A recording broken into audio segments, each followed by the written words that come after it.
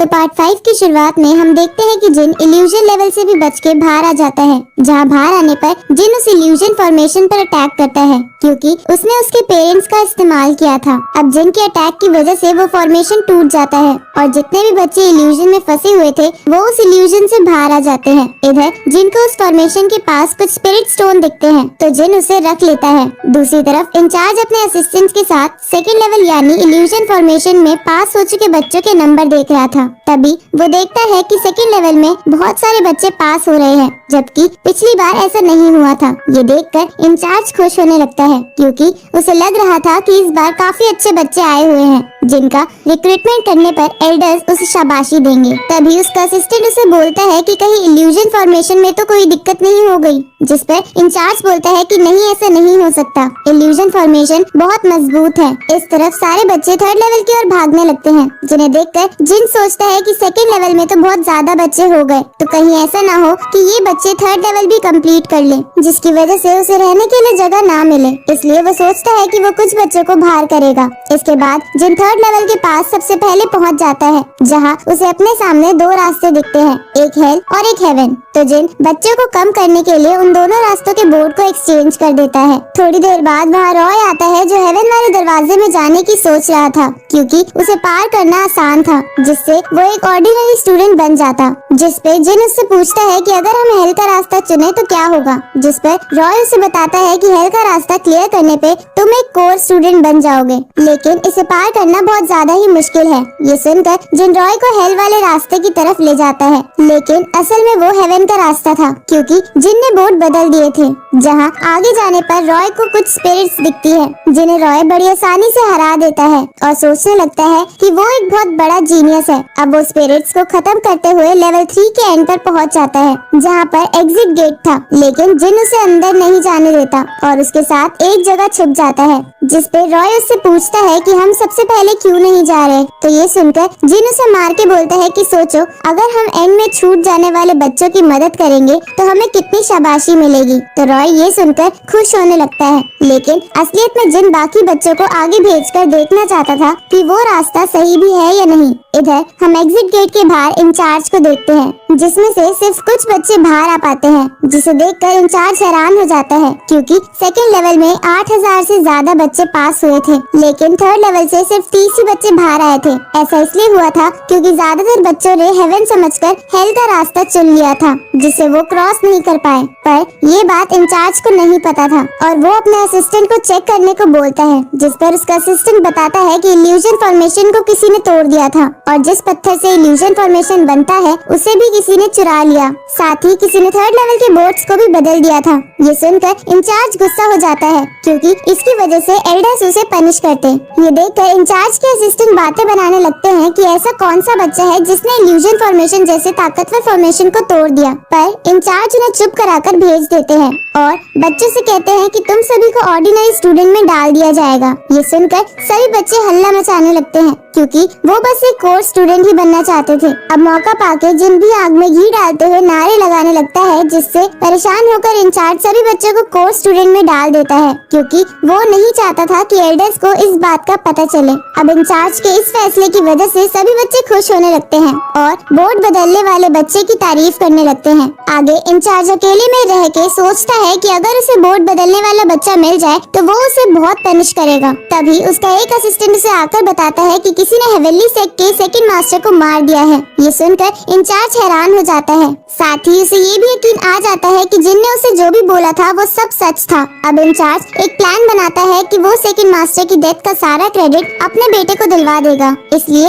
वो असिस्टेंट को कहता है कि फिलहाल के लिए ये न्यूज किसी को मत बताना। अगली सुबह सभी बच्चे ये सोचने लगते हैं कि वो ट्रेनिंग सेंटर के किस क्लब यानी पीक को ज्वाइन करें। इस तरफ जिन खुश हो रहा था क्योंकि ट्रेनिंग सेंटर में आने की वजह से उसे हर महीने मेडिकल पिल और लाइब्रेरी की एक्सेस मिलेगी। तभी वो इंचार्ज को अपने पास आता देखता है, जिसे देखकर वो डरने लगता है कि कहीं इंचार्ज को सब सच तो नहीं पता चल गया, जिसकी वजह से वो गलती से बोल देता है कि वो वोट गलती से बदल गए थे। लेकिन इंचार्ज को कुछ समझ नहीं आता और वो जिन से पूछता है कि कौन सी वोट। ये सुनकर जिन समझ जाता है कि उन्हें कुछ नहीं पता चला और वो इंचार्ज से कहता है कि आप मेरे से मिलने क्यों आए हैं, जिस पर इंचार्ज बोलता है कि मैं जानना चाहता हूँ कि तुम कौन सी पीक यानी क्लब ज्वाइन कर रहे हो, जिस पर जिन बोलता है कि मैं सबसे स्ट्रॉन्गेस्ट पीक ही ज्वाइन करूंगा, जिस पर इंचार्ज बोलता है कि वो जरूर वेंजिन पीक होगी, लेकिन वहाँ जाना तो बहुत मुश्किल है, पर वेंजिन पीक में जाना सभी बच्चों का एक सपना होता है। ये सुनकर जिन खुश हो जाता है और वेंजिन पीक में जाने का डिसाइड करता है, जिसके बाद ये बात चेयरमैन को भी पता चल जाती है क्योंकि वेंजिन पीक में एंटर करना बहुत ज्यादा खतरनाक था और आज तक उसमें पहले कोई भी नहीं गया था। इसलिए चेयरमैन अपने साथियों के साथ जिन को मॉनिटर करने लगता है। इधर जिन वेंजिन पीक वाली जगह पर पहुंचने के लिए एक पहाड़ पर चढ़ने लगता है, लेकिन तभी उस पर बिजली गिरने लगती है। दूसरी तरफ रॉय जिन को ढूंढ रहा था, पर जिन के ना मिलने पर रॉय इस बारे में इंचार्ज से पूछता है, जिस पर इंचार्ज बोलता है कि वो बच्चा तो बहुत ही जिद्दी था और वेंजिन पीक की तरफ चला गया, जिसे सुनकर रॉय हैरान हो जाता है क्योंकि वो जगह बहुत ही खतरनाक थी और किसी को भी वहां जाने की सलाह नहीं दी जाती थी क्योंकि कोई भी आज तक वहां से जिंदा वापस नहीं लौट पाया था। ये सुनकर रॉय सैड हो जाता है और इंचार्ज से पूछता है कि आपने उसे रोका क्यों नहीं, जिस पर इंचार्ज उसे बोलता है कि मैंने उसे रोकने की बहुत कोशिश की लेकिन वो रुका ही नहीं। इस तरफ चेयरमैन और उसके साथी देखते हैं कि जिन पर 9 स्टार लाइटनिंग गिर रही है, जिसे देखकर उन्हें लगता है कि अब तो जिन मर जाएगा, पर तभी वो देखते हैं कि जिन पे बिजली गिरने पर भी वो बड़ी आसानी से आगे बढ़ रहा था। ये देखकर वो हैरान हो जाते हैं और डिसाइड करते हैं कि वो जिन को आगे जाने देंगे। थोड़ी देर बाद जिन उस माउंटेन के टॉप पर पहुंच जाता है और रेस्ट करने लगता है, जहां पहुंचने पर जिन सोचता है कि इंचार्ज ने मुझे यहाँ पर आने को क्यों बोला क्योंकि मुझे तो बिजली से कुछ नहीं होता, लेकिन अगर मेरी जगह कोई और बच्चा होता तो वो मर जाता। उसी समय उसे भूकंप के झटके महसूस होने लगते हैं, जिससे वो डरने लगता है, पर तभी वहाँ पर एक बड़ा सा आदमी आता है, जिसे देखकर जिन सोचता है कि ये इंसान है भी या नहीं। अब वो बड़ा सा आदमी जिन को खाने की बातें करने लगता है, तो जिन उसे अपनी सॉक्स सुंघा देता है, जिसकी वजह से उसे उल्टी हो जाती है। जिसके बाद वो जिन से पूछता है कि तुम यहाँ क्यों आए हो, जिस पर जिन बताता है कि मैं वेंजिन पीक का स्टूडेंट बनने आया हूँ। ये सुनकर वो बड़ा सा आदमी हैरान हो जाता है और खुश होकर कहता है कि ये तो बहुत अच्छी बात है कि तुम यहाँ स्टूडेंट बनने आए हो। साथ ही वो उसे बताता है कि वो उसका सेकंड सीनियर है। ये सुनकर जिन उससे पूछता है कि पीक में एंटर करने के लिए क्या कोई एग्जाम नहीं होता, पर वो बड़ा आदमी जिन को मना करते हुए फर्स्ट सीनियर के पास ले जाता है, जिसका नाम मर्लिन था, जिसे देखकर जिन बोलता है कि क्या यहाँ और फीमेल भी है। ये सुन के मर्लिन को गुस्सा आ जाता है और वो जिन को पकड़ लेता है, तो वो बड़ा आदमी मर्लिन से कहता है कि तुम ऐसा मत करो, ये यहाँ स्टूडेंट बनने आया है, पर तुम्हारे ऐसा करने से ये डर जाएगा। ये सुनकर मर्लिन उसे छोड़ देता है और कहता है कि तुम्हारा फ्यूचर तो बढ़िया होने वाला है। अब ये सब सुनकर और देखकर जिन को लगने लगता है कि जरूर इस जगह में कुछ न कुछ गड़बड़ी है। तभी मर्लिन उस बड़े आदमी को ये कहकर अंदर चला जाता है कि तुम ही इस बच्चे का ध्यान रखो। इसके बाद वो बड़ा आदमी जिन को एक गुफा के पास ले जाता है और कहता है कि इसके अंदर हमारे मास्टर रहते हैं, जिस पर जिन बोलता है कि कोई मास्टर एक गुफा के अंदर क्यों ही रहेगा। तो बड़ा आदमी बोलता है कि तुम खुद ही अंदर जाकर देख लो। ये सुन के जिन अंदर चला जाता है, जिसके बाद वो बड़ा आदमी तुरंत ही गुफा के बाहर का गेट बंद कर देता है। तो जिन उसे गेट खोलने को बोलता है, जिस पर वो बड़ा आदमी कहता है कि अगर तुम्हें स्टूडेंट बनना है तो लाइफ और डेथ का ये टेस्ट देना होगा। ये सुनकर जिन बहुत ज्यादा गुस्सा हो जाता है और बोलता है कि मैं इस मोटे के टुकड़े कर करके कुत्ते को खिला दूंगा।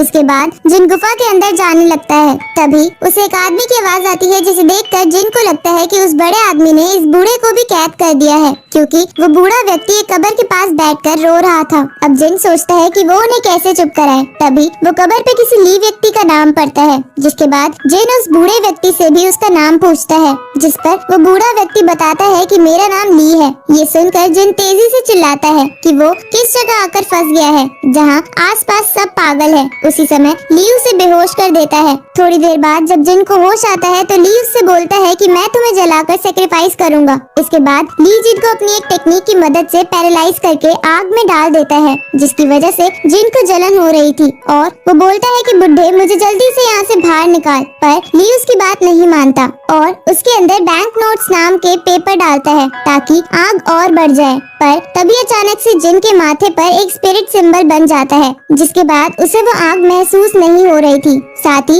उसके आसपास भी एक शील्ड बन गई थी। ये देखकर ली हैरान हो जाता है और जिन को मारने के लिए उसके अंदर और बैंक नोट्स डालता है, लेकिन उससे भी कोई फायदा नहीं होता। इधर वो आग बाहर तक पहुंच जाती है, जिसे देखकर उस बड़े आदमी को लगता है कि जिन अब तक मर गया होगा, इसलिए वो उसे देखने के लिए अंदर आता है, जहां वो देखता है कि जिन तो बड़े आराम से उस आग पर बैठा है और उसे कुछ भी नहीं हो रहा। ये देखकर ली उस बड़े आदमी से पूछता है कि ये कौन है, तो वो बड़ा आदमी ली को कहता है कि ये आपको मास्टर बनाना चाहता है। ये सुन के ली बोलता है कि चलो इसकी और एबिलिटी देखते हैं, जिसके बाद ली आग में र्यून पेपर भी डाल देता है, जिससे आत्मा तक जल जाती थी, पर इसके बाद भी जिन को कुछ नहीं होता। ये देखकर ली और वो बड़ा आदमी चौंक जाते हैं और इसी के साथ ये एपिसोड यहीं खत्म होता है।